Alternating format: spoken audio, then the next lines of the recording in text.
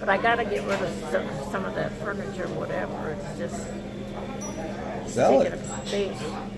Unless you want to keep it, sell it. Well, I don't see any point in keeping it. Although I did think one time of getting into. Debbie's been trying to talk me into a senior center, and I have thought about that. But not having a car, of course, that's a big problem. I let Mark have my van because he had a Prius that was not working, and he'd had a lot of trouble with his house. See, I don't know. I remember they were talking about putting Bompy in a nursing home one time. I'm thinking, you put him in a nursing home, he's gonna die. Right. Because he's always Well, I piddling don't and want stuff. a nursing home, but the senior apartments, I thought of one of those. Yeah.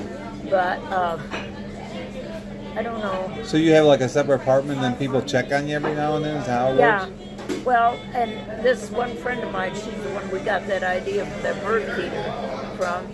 She's in Vista Village, and Al and I watched them build that. They built that after we moved to New Braunfels, and we talked about that then. And they have a nice sized living room and a good sized bedroom, and then they have the kitchenette at the end of the living room.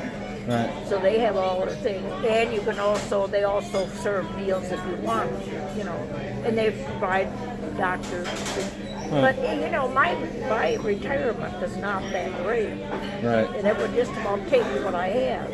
Now Al, the last 3 years, his annual raises, he reinvested that in the company. But when that company was sold, and that's when he lost his job, the retirement went with it. Anybody that hadn't already retired went with their retirement went with the sale of the company. Right. So he lost all of his Pension? pension. Yeah. That was probably as devastating a thing. They can't do that anymore. I was gonna say that doesn't sound legal. No, it isn't anymore. But then it was. Oh my gosh. Yeah, his That's horrible. I shredded that paperwork on that just before I had done that just before I came down in April. And his pension at that time, that happened, was his last retirement had gone into it. And I mean, his last raise had gone into it. And his retirement was to have been $4,180 a month. You lost all And that? he lost all that. Oh my god. I mean, he was Even really, now, that's a lot of money. well, and that's why I quit work. I mean, really, he was a basket case over. He really was. He just couldn't believe it, And Well, that's why I did what I, when they offered me that package, I could have got a monthly annuity. I'm like, oh no, you're giving me all the money. yeah, Because I want control of it. yeah. You know what I mean? So, Well, he just converted his last 3 years. I was working and we didn't need anything. We didn't have any mortgage or anything like Right. that. So he just had it turned into retirement. So his last 3, along with everything else, I had the paperwork on that. I just shredded it finally just before I came down here the last there's time. nothing they could do. How long? That wasn't that long ago, right? Oh yeah, 9 years ago. Well, I know, Well, that's not very... 9 years ago. Well, see, it was 12 years ago that he lost his retirement. 12 years ago or 12 years before that? 12 years before that So his 21 years ago. yeah, that his the 97. plant was sold. Yeah. 97? Yeah, What plant? it was Glastron Boat Company. What? Glastron Boat Company. Oh, that's right. You told me that. Yeah. But like I told him, you can't spend what you don't have, and we got along fine. I mean, we managed. We had some savings. But you wanted to be Well, a lot more I mean, comfortable. when you work All your that life. long, that hard, it's not fair. Right. But life isn't fair. Like I told him, you can do one of two things. You can be unhappy, or you can make the most of it and live with what you did. And he did. I mean, he really did. We traveled a lot. We spent almost 20 years just. Well, it must have been the plant. So what'd you do with your motorhome? Sold it. he wanted a diesel. I was against it, but I never interfered with anything like that because I figured that was his baby, his job. Well, I figured that was his, within reason. I never interfered with anything like that. He had decided he wanted a diesel. We were at a national motor or camping rally, and he ran into this man. He never met a stranger. He ran into this man that had a diesel that, and it had one, what do you call them, that goes out, you know. Oh, yeah. And he had planned on two, and he had a new motorhome that he was interested in or had ordered, and he wanted to sell the one he had. Well, Al was interested in it, but we needed to sell ours at one or two. And that other one was sold. Al was in contact with him, but the day before ours was sold, his one was sold. So, but anyway, I was in a panic because I knew I figured he wasn't going to be without something. We had 3 motorhomes and a trailer in 41 years, so I figured he was going to want something. But about that time, Lori went back for wanted to go back to school for another master's degree, and so she needed some help with the kids, and I was telling him about it. He said, we can do that. Help the kids, you mean? Yeah. Oh, take care of them? Keep the kids 2 days a week. Right. Sometimes we went down there. See, Gar kept them 1 day a week, and Vicki and Warren kept them 1 day a week. We had them 2 days a week. Oh, nice. And they all went to, Rosie or Gar, they usually took them to their house. Sometimes we took them to our house, and sometimes we just went down to Roger and Lori. But once he said we can do that, and I was a little apprehensive because I thought, he's not in the best of moods over life in general. I don't know how this is going to work. But anyway, it was his decision, so I said sure, and he never mentioned the motorhome again. Wow. Yeah. This sounds amazing. Yeah, he never did. But we had a Allegro. Still miss him? Miss what, the motor? Al. Oh yeah, every day. I mean, that was such a change of life I had been accustomed to ever. That it's just a whole new, different life altogether. Because he was easy to get along with. I don't think you really could get an argument out of him if you really tried. So why bother? It's not that easy. You tried even at the beginning. Yeah, well, I tried in the beginning and that didn't work. But actually, there was a difference in more than one way because Derwood's family, it was awful trying to live around those people. It was awful, that's all it was to her. It was constantly, one time, one of the worst ones, the kids can remember this, Sheila and Diane, as little as they were, Diane wasn't even in school yet, but Sheila was going to school half days, and the weather had been terrible. It had been so bad they couldn't go out and play or anything. Vicki was in school. Oh, that's when kids used to go outside and play. Yeah, well, anyway, they had been a misery for days, and I told them if they take a nice nap, when I'd make some Play-Doh, and when they got up, we'd bake some things with Play-Doh. So I moved everything in the dining room with an enriched out and put down papers on the floor because Play-Doh was pretty messy with 2 little kids, and got all the stuff out. They got up and we just started playing, and his mother and his aunt came. And I'm not kidding you, until he got home from work, they sat there and complained. Just think of this, look at that mess. Just look what poor Durr has to come home to night after night. That wasn't true at all. It was something like that all the time. Right. 23 years of that's enough to make you want to jump off. I tell you.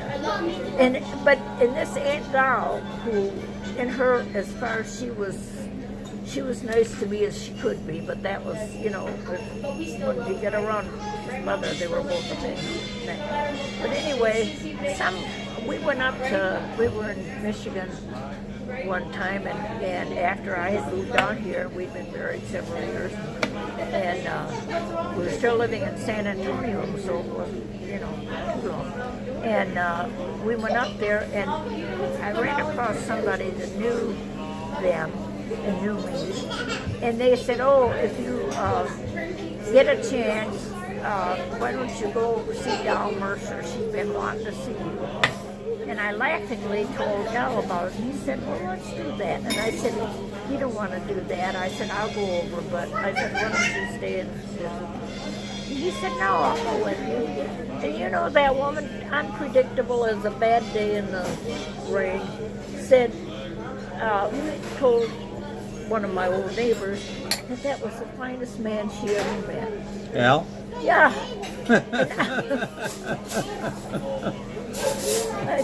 See?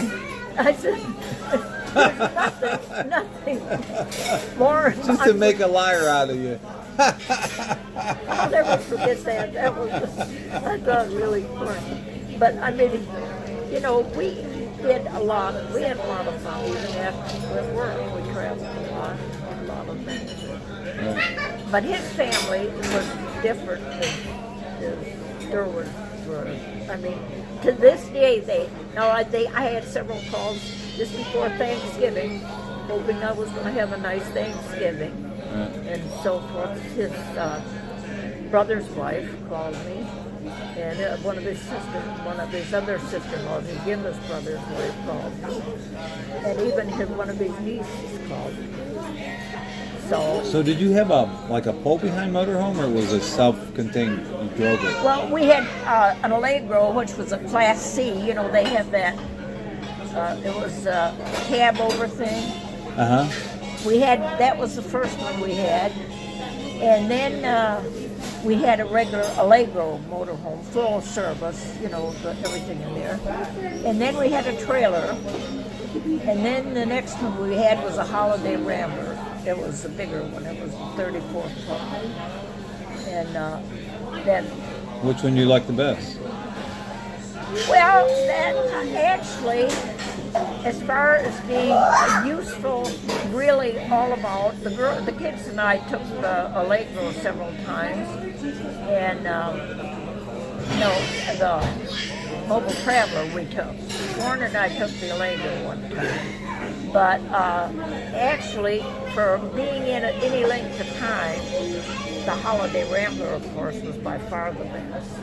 But you have to really take a tow vehicle if you're going to be going along with that. Right. And the Allegro was self-contained, but you could park that in a regular parking place.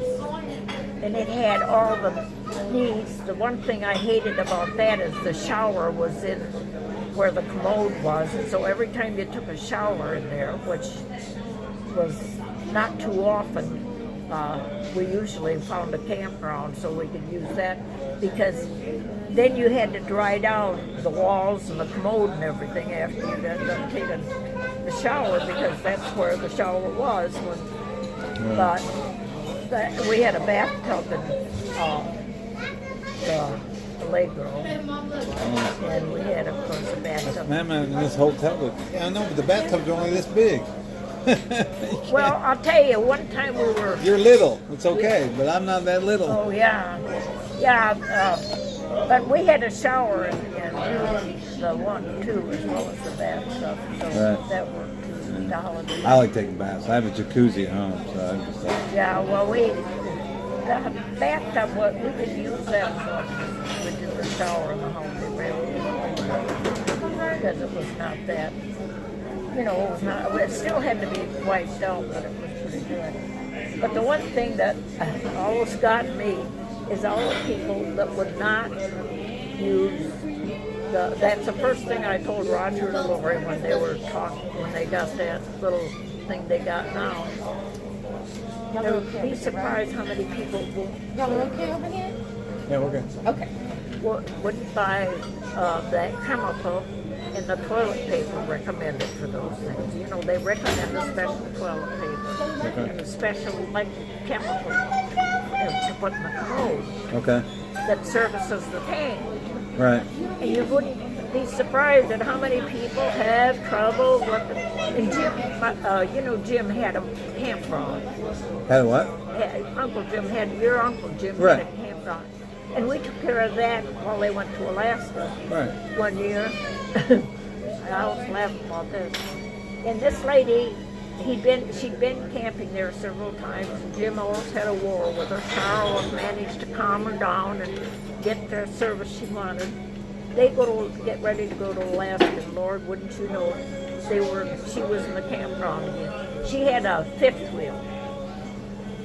And apparently, before we got there, she had notified him that she was having trouble with the commode. And but she told him we were going to be there, or Char did.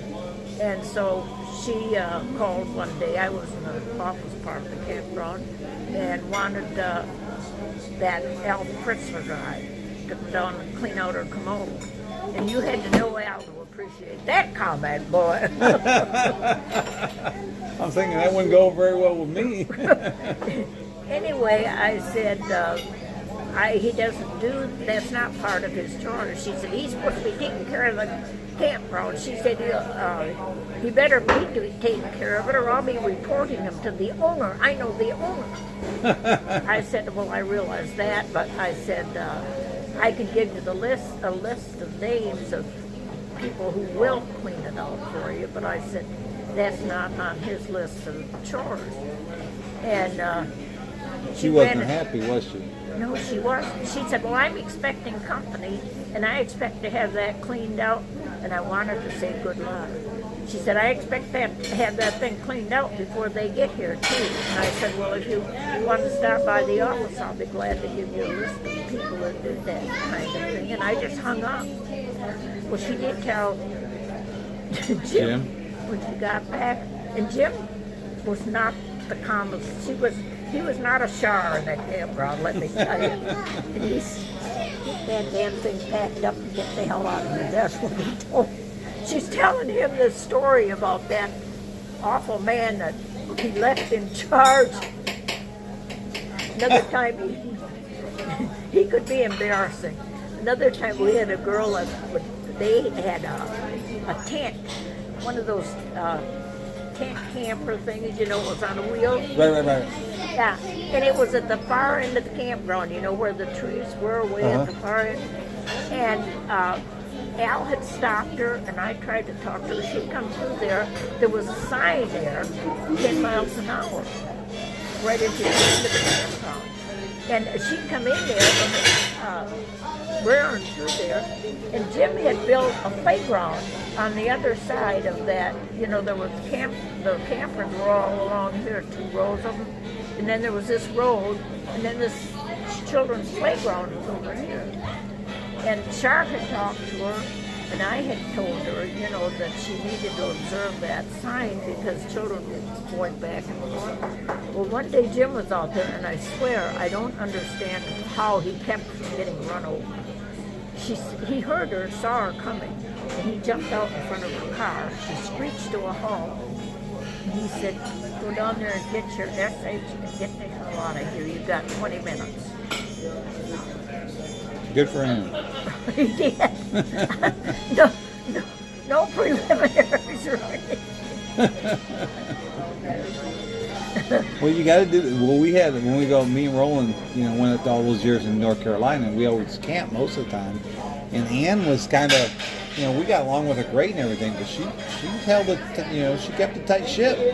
Because if you let it slip, then, you know what I mean, it gets worse and worse and worse. Right. And they're like, you know, this time there's no fireworks, even on the 4th of July. You know what I mean? Right. I mean, just everything. But yeah, she had problems. She sent them packing. Well, you have to have some rules. You have to see that they're observed. And I will give her credit for that. It was funny. I mean, and I thought sure Jim was done for. I really didn't think she'd get that thing stopped. And I knew I could just tell when he looked up he was going to do something off. Well, I wasn't sure what it was. But when he jumped, I thought that's the end. But she got it stopped. And boy, she did get out. I love the comment. I know the owner. Yeah, I thought that was rather nice. Well, we didn't publish it. But we stayed there last She said, really? I haven't met him yet. Well, and then Al went up and worked for Bill, a couple of years. Poor Bill. Between Al and Rick, I think Bill was probably glad to see us leave. But Al took care of the crew that were on loan service the one year, and the next year he took care of the wind service. But and then Rick took care of the window service the one year, and then they switched the next year. But he went up there and worked for Bill. And I tell you, when that was the first thing, Bill was the one that, after he had that let down about we had the family reunion the year he had just found out about that, his retirement, when we had the reunion. And Bill said, well, I've been looking for somebody I need some help at least for the summer. And generally in conversation, what happened was Bill, Al said, well, I'll have to talk to Ruth about that, but she's still working and so on and so forth. And I thought about it when Bill told me that I've been asked Al to come up and work for me this summer. He wants to talk to you about it first. And I thought about it, and I was really on the verge of saying no. And I thought, no, it's not a good idea. And so I retired then. I mean, I didn't plan on retiring when I did, right. But that's why. Where were you working? I was working for I was working for TEA then. I was working in the school district. And, oh boy, the ketchup just hit the floor. How old were you? Huh? How old were you when you retired? Let me see, it must have been 64. Yeah, I was 64. But I decided it was probably for the better, and it was. It turned out better. I would have had more Social Security, but you can't take it. Not Social Security, because they didn't take Social Security. TEA has their own retirement plan. It's really not as good as the cash is not as good as Social Security, but the medical benefits far outweigh the Social Security. So, and sometimes that's the more important of the two. Yeah. So anyway, I did retire, and then we went up there, and we had when I got there, I said laughingly, I said to Bill, well, I guess we're going to join you when the time comes. And he said, what can I do for you? And I said, just find me a sewing room. And I jokingly said that because Al, every time we went into a place, I took a sewing machine with me. And he would always say the same thing when he was loading the vehicle. He'd say, you're not going to take a sewing machine this time, are you? And of course, the answer was always yes. But anyway. Did you actually use it? Oh, yeah. It seems like I take stuff on vacation. I always have this, like 3 books, right? And I never get through one. Well, I knew he'd be working all the time. But anyway, when I got there, Bill had these buildings down. Were you ever up there? Yeah. Well, the buildings where his shop was. Right. Okay, we parked there. We had the trailer then. Okay. And we parked in there. But by the time we got there, he had a room that wasn't quite as big as Lori's front room, but almost that front room of Lori. An 8-foot table, square table in it. And the only air conditioner, I think, in all of Northport, he had in the window of that. And he had that fixed up, I'll tell you, to the nines. I had the best sewing room I've ever enjoyed in my life. That table, cutting table. That cutting table was just fabulous. He really had it fixed up nice. But we spent a couple summers up there. Then we spent summers with Jim. Then we spent summers just traveling. And we managed all right. It was fun. Until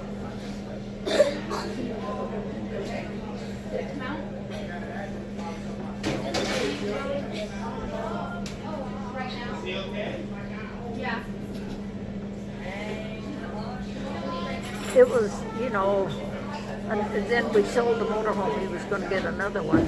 And I think things have a way of working out, because what would I have done with that diesel motor? Right. You know, in the first place, I might have had a war with the kids all the time, because I made him get rid of that one when he went to North Carolina. He was there almost a year. And I told him to put it in storage or sell it or do something with it before he left, because I wasn't going to be fighting. I said, why don't you take it to live in? But they were furnishing living quarters down there. Right. So he didn't want to do that. But I said, I don't want to be having to fight to survive over that motorhome, and that's certainly what it would be. And I said, get temptation out of the way and we'll have a problem with it. So then, it was then that when he came back, we bought the trailer after he came back from there. But, Well, you about ready? yeah, Well, thanks for coming. Breakfast tomorrow? yeah.